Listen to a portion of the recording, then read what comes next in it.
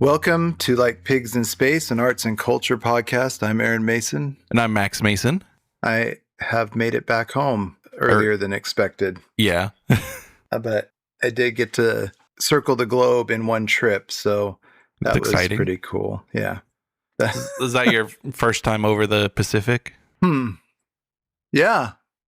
That's weird. Yes, it was. Yeah. And went to the Philippines and found out that they have great desserts. Oh, really? Yeah, we had there's a sales rep that lives in the Philippines that was going to be in Manila, and that my coworker knew. And so he met us at the hotel. The hotel was right by the airport, that area of the city. Mm-hmm. Fancy hotels. They have casinos there, so it's kind of a funky sort of Las Vegas-ish, I guess. Yeah. But high, kind of high end. And then there's a mall too, and we walked across. You get to the mall from the hotel, just walking across, and it had this food court that was massive. Like, ooh. It's more like a restaurant court. Wow. And so like just all kinds of restaurants. So yeah. We went to one that was Filipino that had like seafood and other stuff. Most of it was, but the guy's like, okay, well, you got to get the smoothie to start. And the smoothie was like, it was like ice, like an icy that they put fresh fruit in. Oh, and it was, and so it was mango, and it was a particular mango they have. Yeah. In the Philippines. So he's like, oh, this is the best mango. And it was, I polished that off pretty seriously. Nice. And then all kinds of good food. And then at the end, it was hopefully I'm pronouncing this right, but it's like hala hala is what it's called. Okay. And somebody's done. We have some Filipinos here, and they have these little jellied cubes that they put in a lot of stuff. Oh yeah, yeah. And then, so this one at the bottom has those cubes and some fruits and some other stuff. Then more of like the shaved ice types thing, and then sweetened condensed milk, a little chunk of flan, and a ball of ube ice cream. Oh, whoa. And then you're supposed to take it and mix it all together. Right. But there's so much of the chunks down at the bottom, and there's so many different things that each bite is like a new adventure. So really, really nice experience. And I got to go to a 7-Eleven there, which was awesome. Nice. And get a little travel bag. Anyway, so it was a good experience outside of the baggage. So yeah, that kind of sounds like something Chloe made recently that I think it's either Japanese or Korean. It's one of those. But it's called sago. Okay. Where there's different ways to make it, but a lot of it is just like coconut milk and sweetened condensed milk, and then those like jellied cubes, so like coconut ones, and you can have like strawberry mango ones. But she made one where she blended up the coconut milk with the strawberries, and then you have the jelly cubes, and then you also have really little tiny tapioca pearls. Yeah, I see this mango sago coconut tapioca pudding. Yeah. Kind of thing. Yeah, you just fill it to the top with all that, and it was. I would eat that.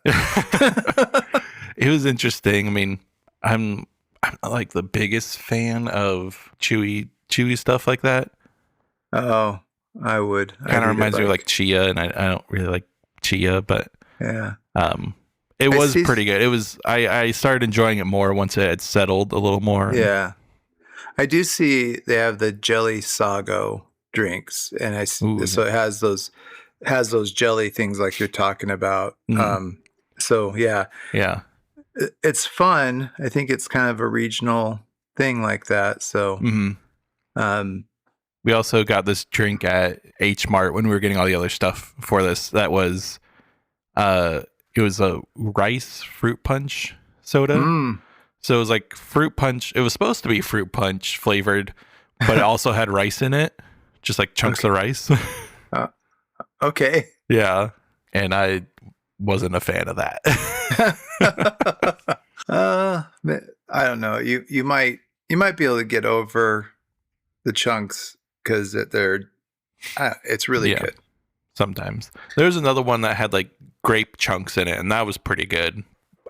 See. But a soda was a lot flatter just Yeah. than we have here, which is fine. Okay. But yeah, the grape chunks weren't too bad. And I had a couple of bottles of original Red Bull too, Ooh. which is the Thailand version that they still make, and they had it there in Philippines in the 7-Eleven. Is it actually And bottled or instead of canned? Yeah, it's a bottle of. Oh, whoa. It's the flavor. It's that same like just generic Red Bull first type. Yeah. They bought it off of these folks, and so this is still the Thailand one. I think is separate than the rest of the world. Oh, okay. But I had this, and I had one in India one time in the little gold can that was still the same. I think same thing, and it's really good. But it's just a little shot. It's like probably, I don't even know if it's 6 ounces. Might be like 5 ounces. Oh, yeah. So okay. a little bottle. Yeah. Like one of those 5-hour energy ones. Yeah, a little bigger than that, but yeah, it's a small shot, and it's not carbonated. Oh. So weird. so it's kind of a fun thing, but that little bottle was like 75 grams or milligrams of caffeine. Oh yeah. Like 75 right. Yeah. caffeine, and so it was good. 75 I enjoyed it. Caffeine units. Yeah. 75 units. So cool. Otherwise, very pleasant. They had a big, huge, massive pool that I floated in for a while. Nice. Great place. I want to go back. It was nice. Has nice wide streets, and they have actual lights, but it's still kind of madness to drive around. So I like that. They drive on the same side of the street as we do. Oh. So that's interesting. I think there's a lot of American influence there because of bases and war and all that kind of stuff. So yeah. Anyway, cool. Fun place. I would recommend. Nice. I think it's cool. Sounds fun. Yeah. Cool. Just don't forget your luggage there. So. Yeah. Oh, we just got back from watching the 21 Pilots movie. Oh. So cool. That was really fun. I mean, it was just like a concert film, but it was still really cool to see. And it was the same tour that we had gone to see for my birthday. Oh, so it's kind of like a fun little reminder and refresher. That's really cool. Where is it Is it just released in theaters? Mm-hmm.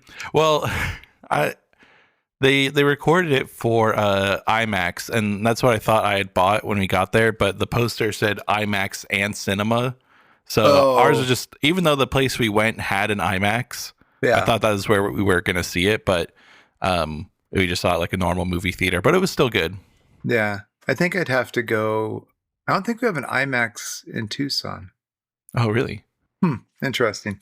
Yeah, I'm not sure. I know there's one still at Arizona Mills up in Tempe, but fun. Yeah. I saw my new favorite movie this week too. Oh yeah. Yeah. It's called, it's a brand new release in India. Oh, okay. Yeah, it's called Chatapacha. Chatapacha. Anyway, it's and it's filmed in Cochin, where I go. Oh. Yeah. More specifically, well, on the backwaters, and in Fort Kochi is kind of where it's based. So it's in Malayalam, which is the language that all of the office speaks. when Oh, they're not nice. speaking English. But Yeah. it's about these three brothers. They're not really brothers. They're just circumstance. They were being raised by the same people because they're all kind of orphaned. Mm. And they when they grow up, when they were young, they were obsessed with professional wrestling. Oh, nice. And so they want to, when they get older, they want to do a professional wrestling in Kerala, in Kochi. Mm. And they put together a big like WWE style wrestling match type thing. And Oh, there's some cool. other, but it's so funny, but it's also like a really good movie. Yeah. It's not, and there's a good other story and some drama, and I was like, this is the best movie ever. it's so good. That's cool. It's so good. Yeah. So anyway, that's Good to see. yeah, that'll be great. It's a good time. So anyway, well, Cool. I've taken up a bunch of your time. So Oh, no worries. That'll be okay. I think what I was wanting to talk about this week is maybe a little different because it's not really just one thing. Okay. It's a couple of things that I have read or watched recently that have just kind of been sticking in my head as for a reason, and I'll get to that at the end. Okay. All right. So I think the way I want to do this is I'm just going to talk about the oldest to the newest and like when they came out. Okay. So the first thing I want to talk about is it's an essay paper that I heard about when I saw this video pop up on YouTube, and it was this guy. And the title is like the way we talk about books now is weird. Yeah. and he started by showing this like real little TikTok video of Jimmy Carr.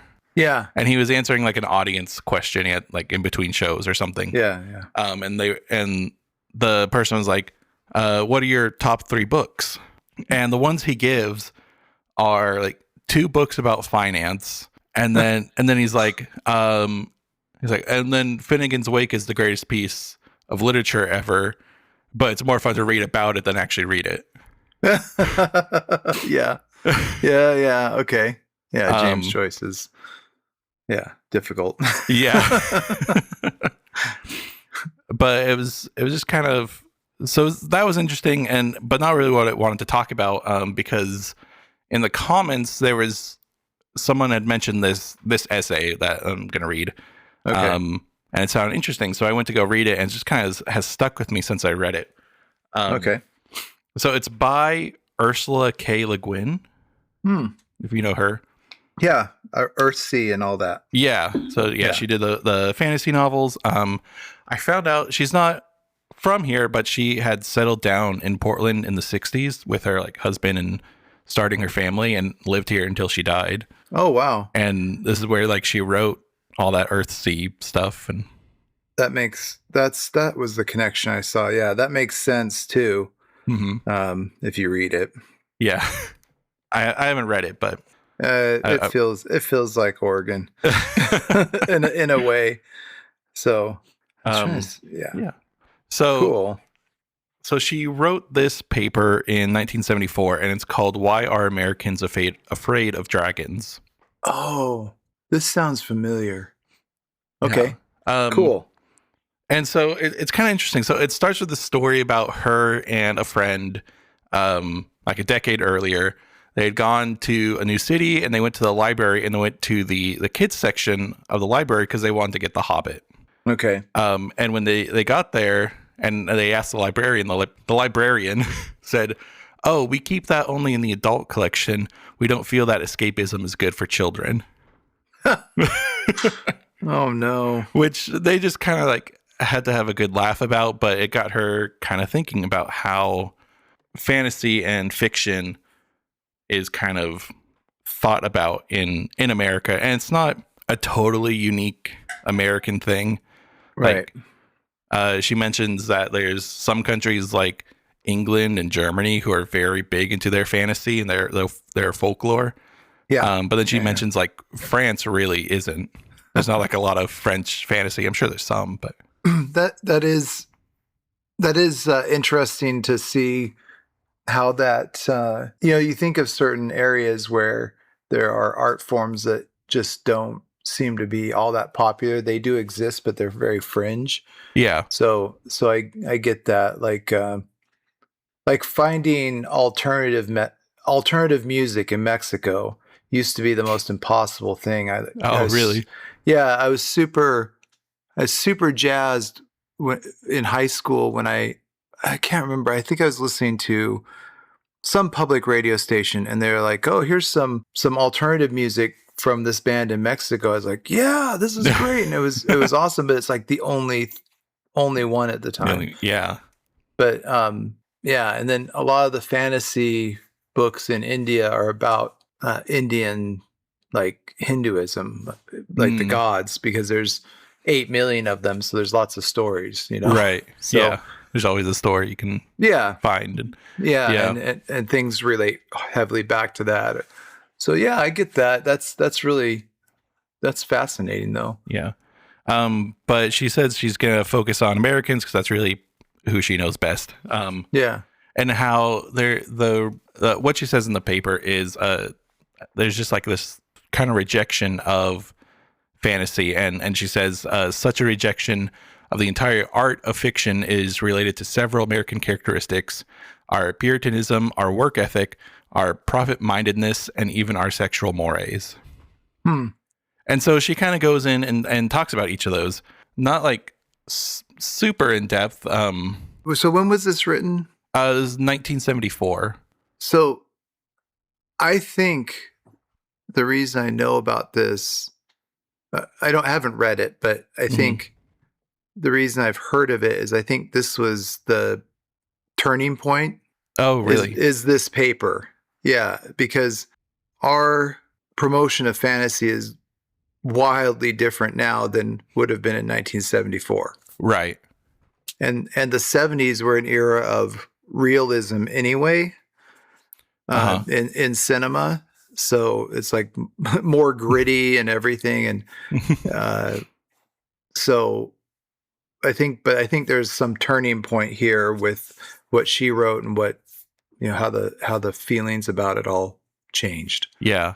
Yeah. So, yeah. So as she's talking about it, she talks about how like fantasy and fiction aren't things you do for work. Generally, they're just things for pleasure. And in like a Puritan culture, pleasure is more sinful because it's self-indulgent instead of self-improvement. Right. And then she talks about how, like, because of like our capitalistic society, what she says here is our businessman might allow himself to read a bestseller now and then, not because it is a good book, but because it is a bestseller. It is a success. It has made money. To the strange mystical mind of the money changer, this justifies its existence. Right. So just this like, which is kind of similar to how Jimmy Carr was talking about books. It's like books about money, which are self-improvement, or things that are proven to be successful and timeless, are seen as the best. That's funny. He's a very intelligent and insightful individual wrapped up in a offensive, intentionally offensive act. So, but his in-between stuff is kind of, I would expect, I'm not surprised it's finance books and Finnegan's Wake, because it's kind of, that's his boring thinker side when he's not on stage. Yeah. So yeah. Interesting. Yeah, he's interesting. But yeah, they're not, those shouldn't be favorite books. I'm sorry. Right. Those are, I would, yeah. reference material. So she kind of will explain all these things, but then she gets to this point where she's explained like the difference between how imagination is squelched in men versus women. At least at the time, it is different, but it still happens. And then she says she kind of has this like fake conversation she makes up when someone's just like, well, what's the good of it? He says, dragons and hobbits and little green men, what's the use of it? The truest answer, unfortunately, he won't even listen to. He won't hear it. The truest answer is the use of it is to give you pleasure and delight. And then he says, I haven't got the time, he snaps, swallowing a Malox pill for his ulcer and rushing off to the golf course. So we try the next to truest answer. It probably won't go down much better, but it must be said. The use of imaginative fiction is to deepen your understanding of the world and your fellow men and your own feelings and your destiny. Right. To which I fear he will retort, look, I got a raise last year and I'm giving my family the best of everything. We got 2 cars and a color TV. I understand enough of the world. And he is right, unanswerably right, if that's what he wants and all he wants. Right. So it kind of goes in like, even if you understand all this, even if you understand the social and political landscape that kind of pushes people away from fiction, it can still come down to you just not wanting it. Yeah. She kind of switches into a more like emotional or maybe subjective view of it. Okay. Or more like explanation. I'm interested to see what she says, because I had a conversation of just something I've noticed, and I think it feeds into what you're talking about, but I want to see where this goes, because I think the conversation is relevant, but I want to make sure. Yeah. So, she starts by mentioning like some of the billionaires around the time, and she's like, if you look at photos of them, something just looks off. Still. Yeah. And what she said is like, perhaps it's childhood. And so this is what she says. Hopefully it's a long quote, but I'll try to get through it. So I arrive at my personal defense of the uses of imagination, especially in fiction, and most especially in fairy tale, legend, fantasy, science fiction, and the rest of the lunatic fringe. I believe that maturity is not an outgrowing, but a growing up. That an adult is not a dead child, but a child who survived. I believe that all the best faculties of a mature human being exist in the child, and that if these faculties are encouraged in youth, they will act well and wisely in the adult. But if they are repressed and denied in the child, they will stunt and cripple the adult personality.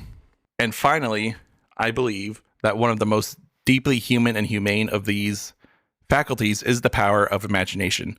So that is our pleasant duty as librarians or teachers or parents or writers or simply as grown-ups to encourage that faculty of imagination in our children, to encourage it to grow freely, to flourish like the green bay tree, to give it the best, absolutely the best and purest nourishment that it can absorb, and never under any circumstances to squelch it or sneer at it or imply that it is childish or unmanly or untrue. Yeah. And then it says, for fantasy is true, of course. It isn't factual, but it is true. Right. Yeah. I have the experience, and it kind of feeds into that yes, you're making things up. Just like when I write, I interject an experience that I don't really maybe know, or it's not mine. It just fits with the idea and then gets proven out to be how it is, because it's not the truth. It never happened to me, but it is a true experience. It is a true feeling, a true relation, a true emotion. So I think that's kind of where the truth comes in, is that, yeah, sure, it's fantasy novels, but the emotions and the interactions are real. Yeah. That was, I just seen a little clip of David Lynch talking that is kind of saying the same thing. It's like, you don't have to have suffered to show suffering.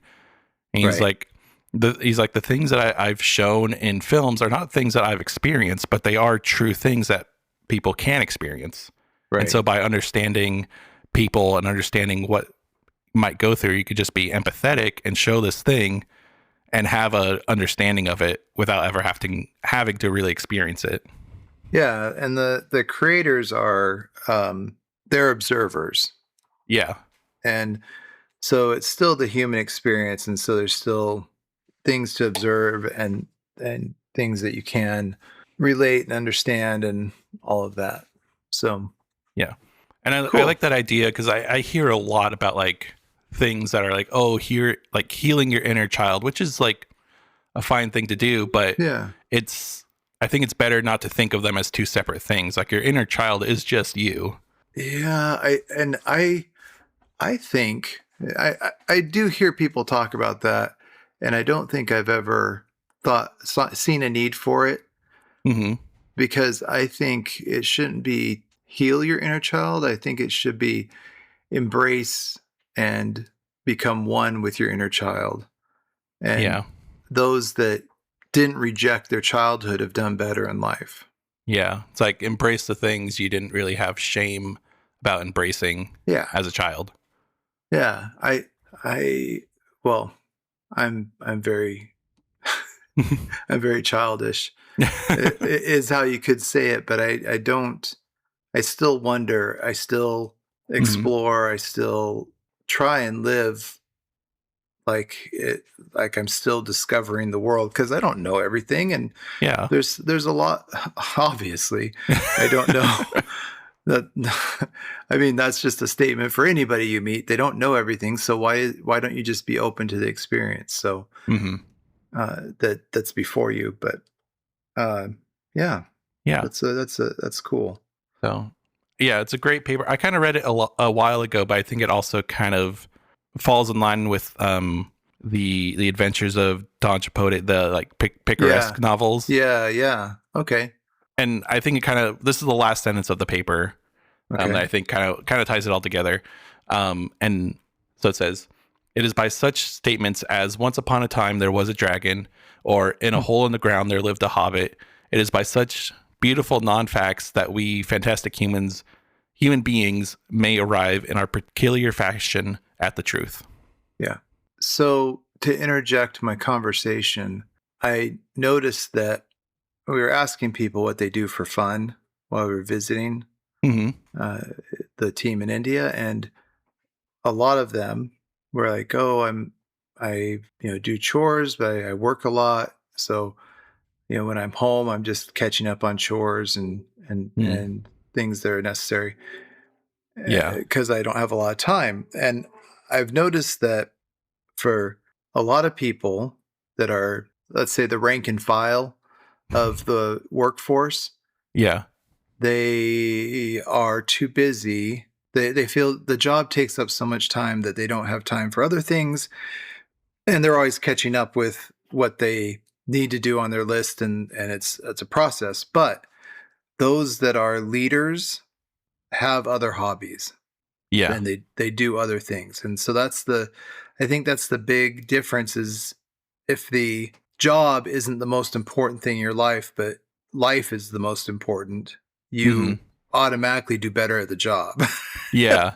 Yeah. Because even my boss, who works all the time, it because he's on call all the time, he still he does gardening, he does Hmm. cooking, he does like he has hobbies, Yeah. and lots of them. He's always doing something. He's always got his hands in a project that's outside of work. Right. So even with 0 hours in the week, he still has time. And so Yeah. Right. that's fantastic, and I respect that. And because I know people always used to ask me, how did you do all that stuff that you just talked about? I'm like, well, you know what? I also watched a lot of TV. So there's more hours in the week than you think. Yeah. So, Yeah. but That's what I've found. Like, by starting this, like most of the time when I'm on like lunch breaks at work, I'm editing this stuff. And yeah, so in that little bit of time when, most people would just want to do nothing, right. I am trying to do a little bit of a creative thing, or like I'll bring a book and work through books. Yeah, And it's not that I'm spending like most of the time in a day, I'll read like maybe 30 minutes in total. right. But like last year I got through like 30 books, and Yeah. it wasn't because I was cramming them in. It was just I've found the time. And you just were steady, Yeah. and instead of sitting around, Hmm. you added, and that's a hobby. That's a good hobby that is enriching, and that's exactly in line, and that's, you're not avoiding all the things that she's talking about.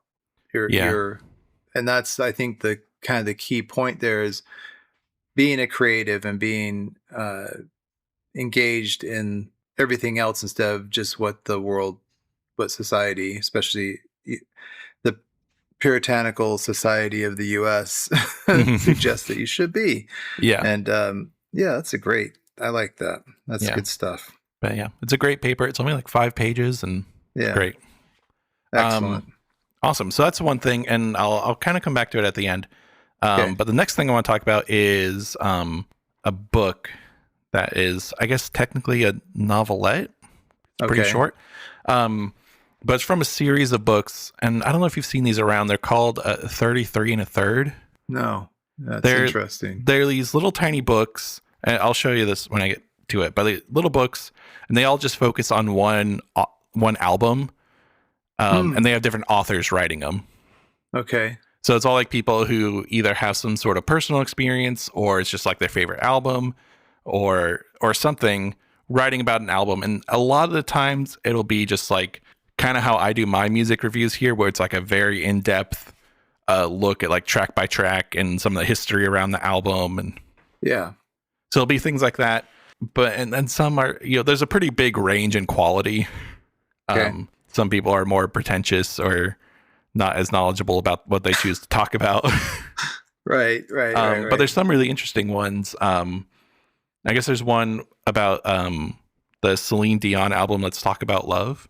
Okay. That is written by this music reviewer who doesn't like the album. and Okay. and so his whole book is like trying to figure out why does it appeal to so many people, but it's not appealing to him. And it's like actually very insightful, and I think comes out the other end with a better appreciation for the album, even though he doesn't really enjoy it. I have that. I just did that with the Shaka Khan album that came out. Yeah, I was trying to listen to it and go, there's so many people raving about her and about this album, and the one song is fantastic, and it was used in a new Marvel series. It was the ending song, and I was like, oh, I do like that song, but also that song was written by Prince, so there's the ones she kind of wrote are more different. So anyway, but yeah, I guess I haven't read a lot of these, or more than just this one, but I tried to look up some other like what are seen as good ones, and I guess there's ones about Paul's Boutique. Oh, that one's very good. Or David Bowie's Low. Okay, is also, I guess, very well written. But the one I want to talk about is written by John Darnielle. Okay, who is the like singer, founding member of the Mountain Goats. Oh, okay. So he's like a very prolific songwriter. Yeah, he kind of reminds me like not in like the way he writes, but just how much he writes kind of reminds me of like They Might Be Giants. Oh, yeah. Because he can just write songs about anything and just, churn them out. And they're usually pretty good. I was just singing one of their songs to myself this morning. So. Oh, yeah. So he did one of these 33 and a Third book about the third Black Sabbath album, Master of Reality. Okay. But the way he did it is he wrote it as a piece of fiction. Okay. So it's kind of like a epistolary style. Okay. Yeah. Where it's journal entries from. It starts as journal entries from this 16-year-old kid in a mental hospital. Oh wow, that's cool. And his therapist is telling him to like write in his journal, and it's fun. So like each one will start with a date on it. But the first couple entries, it's kind of funny. The first couple entries just say, F you all, go to hell. That's funny. So he says that a few times, and then he gradually starts writing more. Because he's just like, I'm not going to write about my feelings, but he feels that his therapist is reading them, even though he's saying he's not.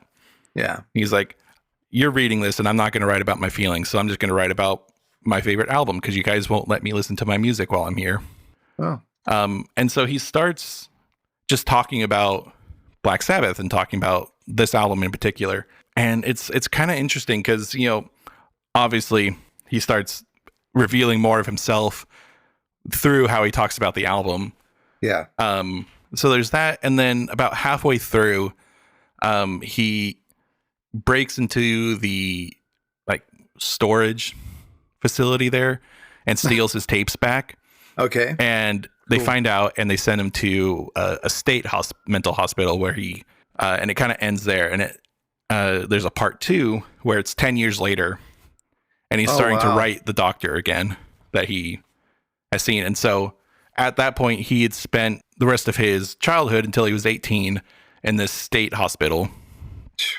And he had just kind of started to get his life back together and found a job and worked his way up as like a store, like a restaurant manager. And I forget exactly what causes him to start writing the therapist again, but I think he just finds the Master of Reality tape again and starts listening to it again. And he's like, you know what? I didn't get to tell you everything I thought about this, so I'm gonna finish it out. Right. And interesting. It's really cool. It's really interesting because he has these descriptions of the music that are just, you almost tell you nothing about the actual music. Right. So I'll read a couple because they're just, some of them are kind of funny. So, okay. So it says, Ozzy starts singing. He has a voice like a weed whacker, some say. Yeah. Okay. Or, and this part's kind of on the back, so I'll read this.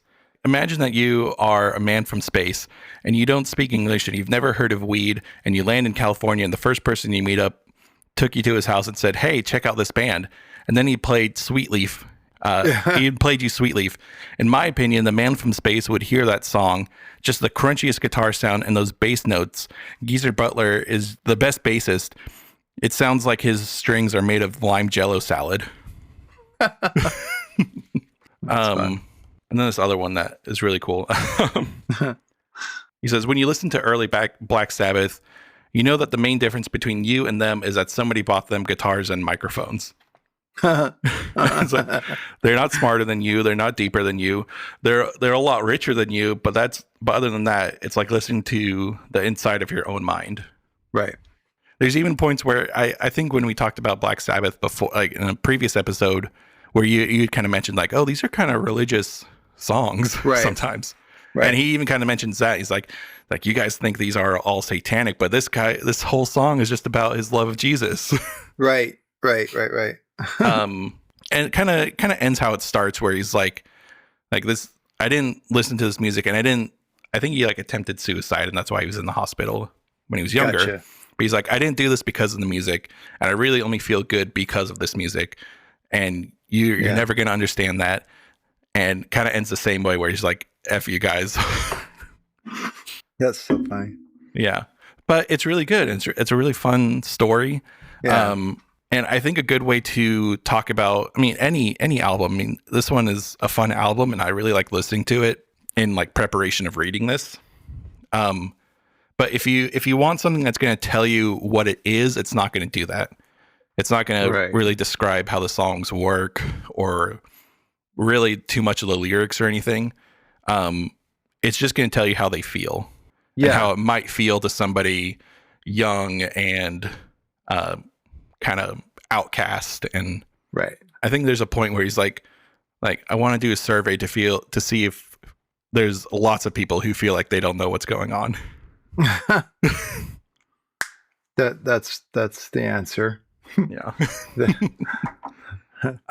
So yeah, it's extremely subjective like that, but it's really fun, and it reminds me of there's a song that he had written for the Mountain Goats a couple years before this on the album All Hail West Texas. I think it's the first song on the album. So it's a song, the best ever death metal band out of Denton. Okay. And so it kind of tells a story of these two guys trying to start a death metal band, and how they kind of get broken up, and one of the kids gets sent away. The other one is kind of separated by his parents. But the last stanza, little post-chorus thing, It says, when you punish a person for dreaming his dreams, don't expect them to thank or forgive you. The best ever death metal band out of Denton will in time both outpace and outlive you. Awesome. Yeah.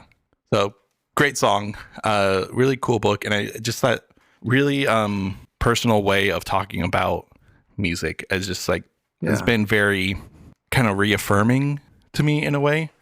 Right. I feel like that's the way I want to talk about music, is I'm not always so interested in what it is and more about how it feels. And I like that, because that may be the whole thing of why is this so popular, because of the feeling it creates, but that feeling might not be relevant to you.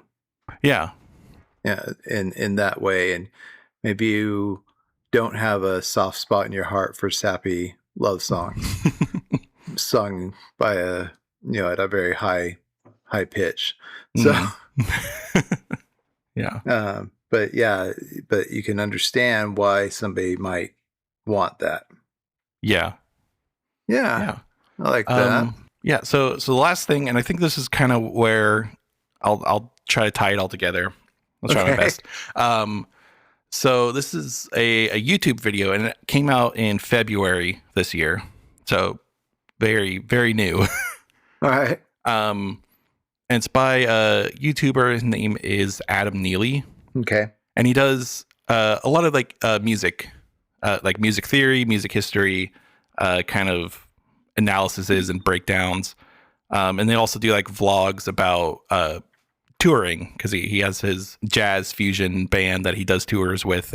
But he's been on YouTube forever and does like some really good videos. But this most recent one is called Suno, AI Music and the Bad Future. All right. So the first half of it, he's kind of focusing on Suno and how they are affecting the future of music, and he's pretty critical of it, because it's taking away a lot of what is important about music. But he tries to go at this like very diplomatically and openly.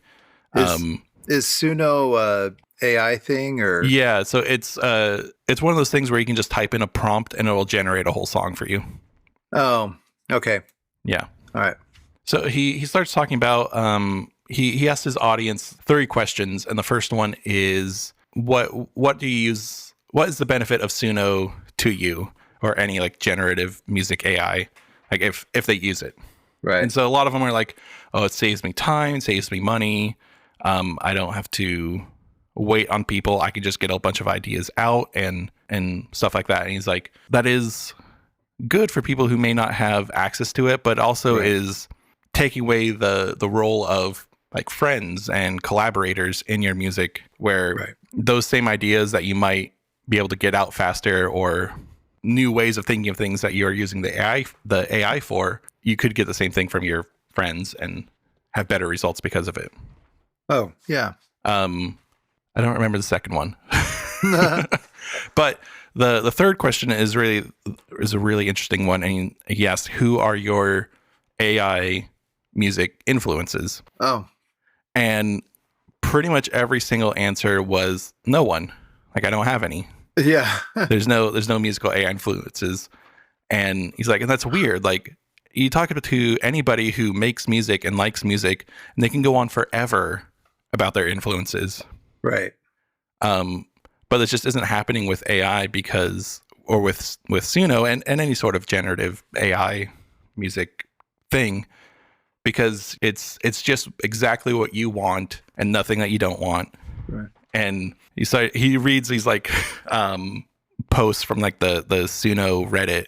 All the comments are like, 80% of the music I listen to is just what I've AI like generated myself, because it's exactly what I want to listen to. And he's like, that's weird. He's like, it's just a weird way of going about music.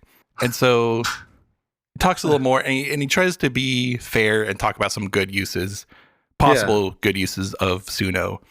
And one of them was like music therapy, where he showed some video of someone who generated this like AI song that mentioned the like brothers and family members of a patient with dementia. and she was able to like very well respond to the music and remember these names. And Yeah. Yeah.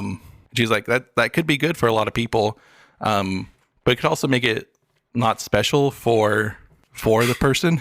Right. And he talks about this company, I think it's called Songs of Love or something, who their whole thing was getting real artists to write songs for kids and dementia patients who are going through rough times. And he shows like an example of a song that David Lee Roth had written for this like 7-year-old girl. And it's like, it's a really fun song. You can tell he's having a good time and just being silly with it. Right. He's like, and I'm sure it was very touching to her, but if it was just some generated random thing that kind of sounded like David Lee Roth, like you can kind of get into like utilitarian ethics where it's like more people have feeling a little better instead of just one person feeling a lot better. But it does take something away. Yeah, that's weird. Yeah, talks about it can be good for like memorization, because if you have something like a song to help you learn something, you're going to remember it a lot better. And then there's this one that's like sounds like a Taylor Swift song, but it's just this AI voice talking about the guy who invented the steamroller. I like it. Yeah. And like that is the truth. Like any sort of Schoolhouse Rock thing, you remember a lot better because of the music. And he's like, but there is a chance that, you know, whatever is generated might not be factual, and you might be remembering things that aren't true. Right. So it's talking about all this, and then he's had a lot of quotes from the CEO of Suno, and then the CEO mentions this term called a D cell. Like, you don't want people to be a D cell, and kind of breaks into this other part of the video, talking about Italian futurism back in 1909. Okay. There's this like futurist manifesto that was all about like progress and the technology of the time, and it made like all this really cool art that's like very kind of Cubist inspired but very Italian. Right. How the guy who wrote that manifesto 10 years later wrote the fascist manifesto, and how the people who embraced futurism, Italian futurism, very heavily aligned themselves with Italian fascists and with Mussolini, because they saw them as similar aesthetics. Right. And it's like the fascist regime of wanting to rework everything in this new way kind of fit their idea of progress and like uninterrupted, accelerated, nonstop progress. Yeah. So it sounds like that was kind of a plan which we may be seeing played out even today. Yeah. So. And that was his next point. All these people who have these AI companies have aligned themselves with the Trump administration and far right authoritarianism, and he's like, it's just happening again. And he's like from now on, you know this is true, you know this is happening, you know the history of it. And then he plays a song. Which side are you on? Oh, really? Yeah, that's cool. Is it the Billy Bragg version, or he plays it? It's the Pete Seeger version. Oh, good. There's like old recording of it. Wow. Yeah. And so he tries to end in a positive way of like, there is this professor, and I don't remember her name, but is talking about how the AI companies are wanting you to feel that this is inevitable and this is the way history and technology has to happen. And she's like, and I refuse doing that. And she's like, people need to learn how to refuse. And she's like, being Black is an act of refusal, and people need to learn how to do that from us. And so he takes like these virtues of Suno and reworks them into something that are actually virtues. Right. Because it's just silly what they say are virtues. Well, all that makes sense, because if you are aligned with the groups, being that the example, the futurism to fascism transition is, if you are in a world that you are dissatisfied with how things have turned out, and you find an easy way to at least change it by, that you can change your perception externally, meaning you can ask somebody else to change your reality and then feed it back to you. Yeah. That is probably comforting in a way, or at least attractive, and is what leads to a lot of this, is because that's a large group of individuals who just don't like things. They don't, yeah, their life or their reality.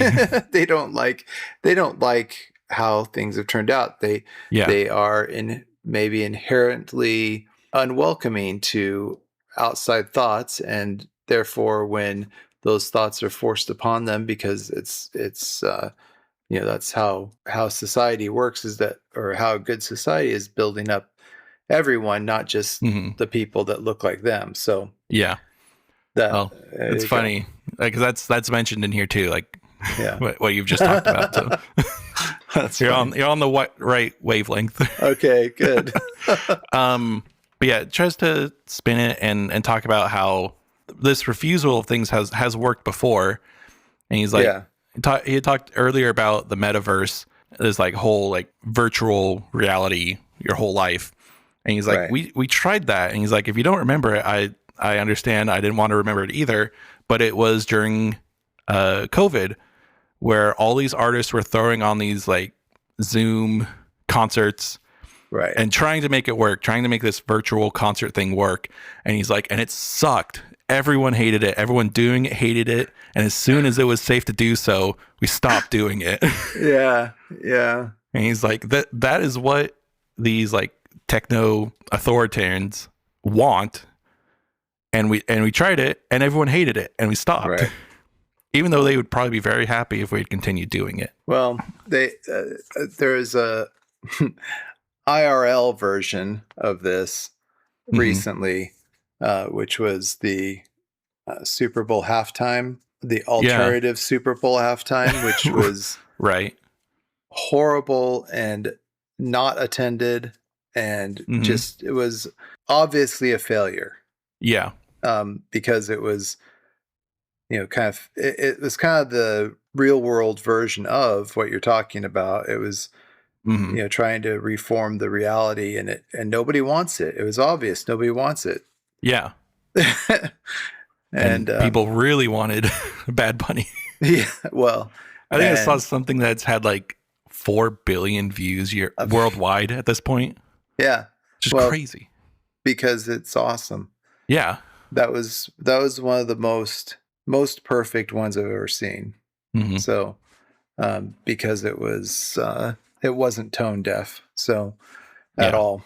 I mean, I loved Kendrick's, but it was about Kendrick's was about Kendrick and about his influences. I think it was more like a biography, whereas Bad Bunny's, while it was about his influences, it was more of an outreach. So anyway, that's my opinion, but I think they both have their place, and I think they both did a lot of good, and so that's cool. So all these things have kind of been bouncing around my head for the last little while, and I think they all kind of relate because they are how I hope to be looking forward into the future. Right. In a time like this where being creative is going to start being more challenging and not as organic anymore. Yeah, exactly. I need to focus on things like the paper, where you're focusing on your childhood and focusing on stories and imaginative things.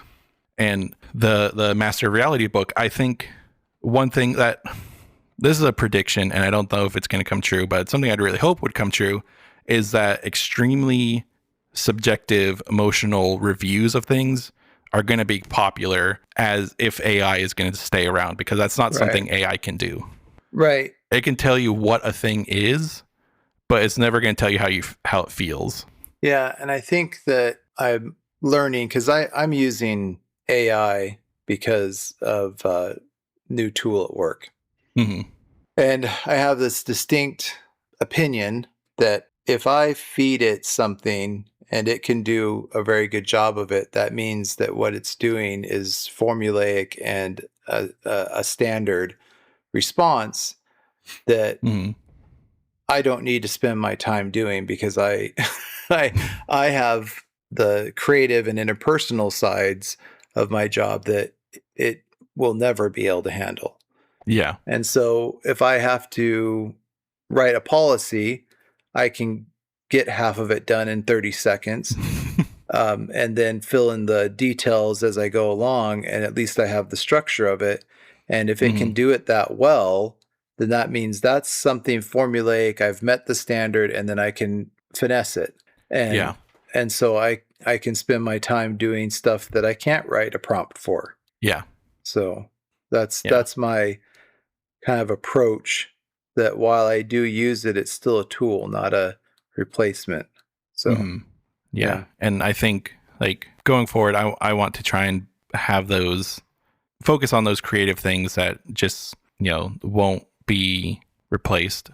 Yeah. And I don't know, for me, it feels better. Like I had applied for a job recently and I wrote this very wordy and over the top cover letter Right. that I'm sure they're not going to see, but I can at least feel better knowing that I didn't like have to create some Yeah. baseline stuff. And if someone does see it, it'll at least be a unique experience for them. I I enjoy it too because, like, for example, the cover letter I wrote for Claire got her hired Yeah. for that one job, because they still would talk about it, which was hilarious. Yeah. And oh, you're the girl that got hired because of that cover letter. It's just a funny thing. And then I I even have people coming to me for. I had a friend come to me to write his resignation letter. Oh, really? Yeah, Nice. one time, and it was spread wide. Yeah. Enjoyed often. Uh, so that that's just what AI wouldn't see a need for that, Yeah. for being creative, and what's a oh, just a cover letter. Yeah. The other thing I was thinking about is partially with like the Bad Bunny, but also with the Olympics, and Hmm. Alyssa Liu, Yeah, the figure skater. right.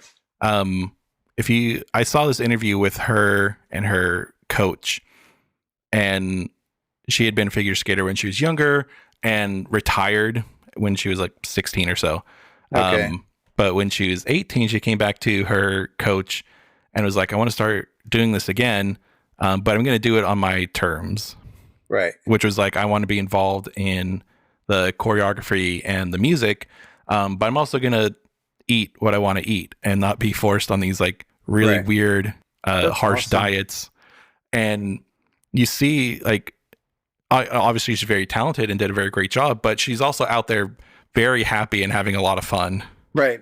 And the Right. songs that she is choosing is like the one she won a gold medal for is a Donna Summers song, which is very fun. And the other one that's Awesome. kind of popular is a Pink Pantherist song, Okay. who's like Oh, very poppy. do I know them? Somebody was telling me about them. Yeah, cool. Yeah. That's awesome. And same with like the Bad Bunny thing. Like it's great music, but you can also tell that he just is enjoying his time there, Right. and everyone around him is enjoying their time there. And so I hope that people who are in positions of creating people like this, or coaches or anything like that, see that like if you have athletes or musicians who enjoy the thing that they do, Right. you're going to get better results instead of forcing them towards this perfection. And I almost think that I would rather see an Olympics filled with people who, what was I watching that was, well, a good example is like curling, Mhm. where everybody, like, the thing about curling is that you don't like fight with the other team. Mhm. Like, it's a very respectful sport that everybody gets along. Um, Mhm. like rugby, you try and tear each other's head off for the match, and then you go out and everybody has a beer together. Yeah. You know, because there's a camaraderie. I'd rather see Olympics where maybe records don't get set, but maybe they do, and that's not what's important, because you have a lot of people that are happy, and you don't have to watch another gymnast or another figure skater lose their freaking mind because they didn't, and cry to death because they didn't do the routine perfect. Yeah. That's just Right. a lot of stress, and great. I'm sure some people enjoy doing that, but do it because you want to, and it's a personal thing, not because these external forces are saying, "Oh, you want to join, you're going to do what I tell you, and you're going to do this way." So Yeah.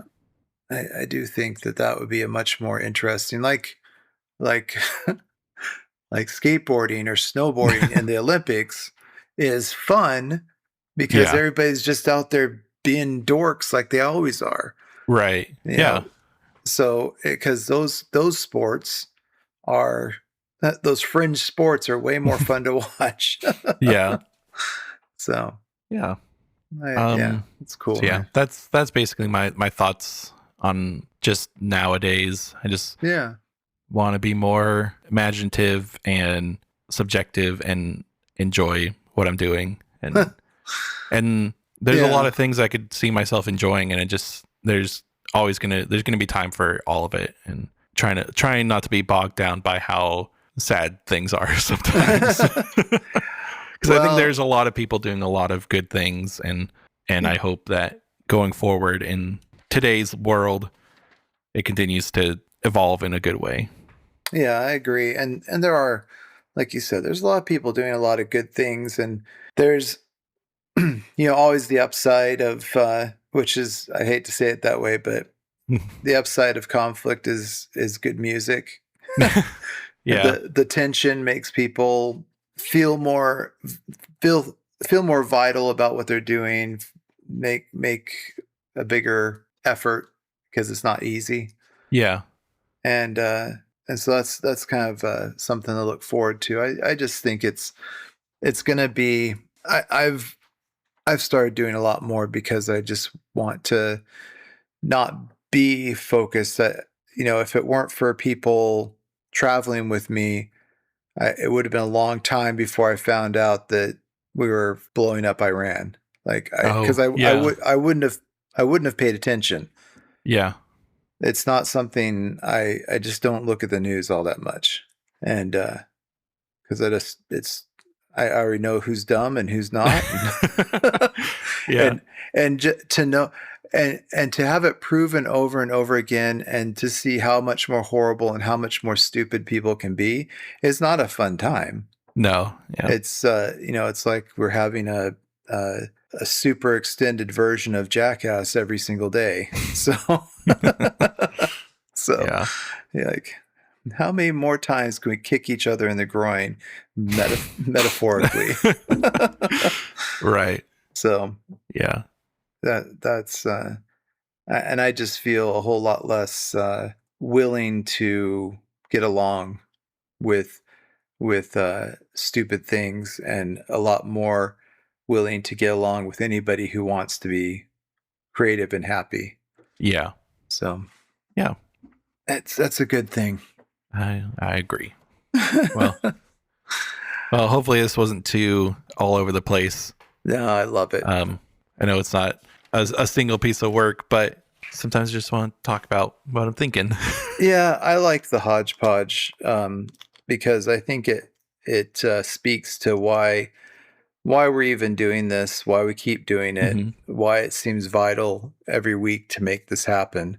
Yeah, Because we're busy. I was traveling or whatnot. There's real potential this weekend of not even being able to find time to do it, but it worked out yeah, because of just how I my schedule could have been. I'm always in an airplane, so right. but it worked out. But it seems very vital to get this done and Yeah, to participate. So yeah, I cool. agree. Yeah, I love it. Thanks for bringing all that. I think those Yeah, are important ideas, and and we should all remember them. I agree. Good. Cool. Well, good. Thanks again, and we'll have a lot more fun next week. What are we coming up to? 38, I think. This is and next week. This is 37. This is 30. Oh, okay. So yeah. the time between the reviews this time seems a lot longer, but a lot more has happened. So Yeah. So, but looking forward to it. I'll have something prepared, and Cool. it'll be great. We'll have another conversation. So Yeah, I like it. thank you for listening to Like Pigs in Space, an arts and culture podcast. I'm Aaron Mason. And I'm Max Mason. And thanks for listening. Bye.